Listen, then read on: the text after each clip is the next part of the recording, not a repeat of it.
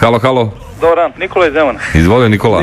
Ćale igra loto još od srednje škole. Dobro. Znači, on 20 godina. Koliko nikad nije dobio više od četvorke, to je bilo na zamjena, šta već. Dobro. Ali uglavnom maltretiranje je bilo, znači u nedeljom ujutru ustajanju u 8, slanje na pult da se popuni listić, tamo guranje s babama i dedama i ajde kući. A njegov je samo da zaokruži brojeve, ali on je snimao sa kamerom, bavio se snimanjem tako. Dobro. Zabave. I on ostavi uveče listiće i samo me zamoli da mu upišem brojeve s lotom. Ali svoje listiće držao kod sebe negdje. Međutim, ja sam mu našao gdje su bili listići.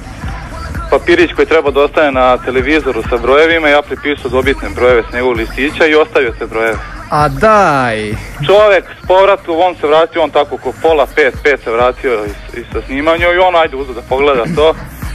Ja vam ne mogu da opišem, to je 5 i nešto, trešti muzika, budi sve žive po kući.